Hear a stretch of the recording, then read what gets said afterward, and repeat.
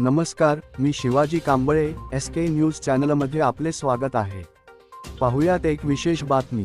गावठी पिस्तूल बाळगणाऱ्यास MIDC पोलिसांनी ठोकल्या बेड्या. लातूर MIDC पोलीस स्टेशनच्या पथकाने बकरी ईदच्या पार्श्वभूमीवर राबविण्यात आलेल्या कॉम्बिंग ऑपरेशनदरम्यान गावठी पिस्तूल बाळगणाऱ्या आरोपीस ताब्यात घेत धडाकेबाज कारवाई केली आहे. या प्रकरणी 3 जणांविरुद्ध गुन्हा दाखल करण्यात आला आहे.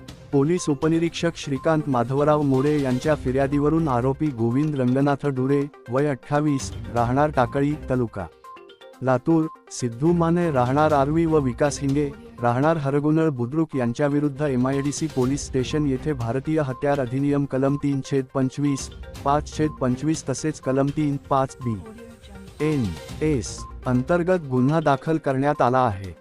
दिनांक 27 मे 2026 रोजी MIDC पोलीस स्टेशनच्या वतीने बकरी ईदच्या अनुषंगाने कॉम्बिंग ऑपरेशन राबविण्यात येत होते. त्यावेळी 2 असम स्कूटी क्रमांक MH24CE4643 वरून नवीन रेणापूर नाका ते रेल्वे स्टेशनकडे सर्व्हिस रोडने गावठी पिस्तूल विक्रीसाठी जात असल्याची गोपनीय माहिती PSI मोरे व DB पथकाला मिळाली. माहितीच्या आधारे हॉटेल विश्वगार्डन सर्व्हिस रोड परिसरात सापळा रचून अचानक छापा टाकण्यात आला.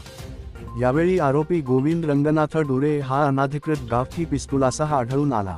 पोलिसांनी त्यास ताब्यात घेतले असून पुढील तपास सुरू आहे. ही कारवाई पोलीस MIDC पोलीस स्टेशनचे पोलीस निरीक्षक समाधान चवरे यांच्या नेतृत्वाखाली करण्यात आली. कारवाईत पोपनी श्रीकांत मोरे, DB पथकाचे पोलीस हवालदार बळवंत भोसले, राजाभाव म्हस्के व सचिन गिरी यांनी सहभाग घेतला. या गुन्ह्याचा पुढील तपास सहाय्यक पोलीस निरीक्षक ज्ञानेश्वर सानप हे वरिष्ठांच्या मार्गदर्शनाखाली करीत आहेत.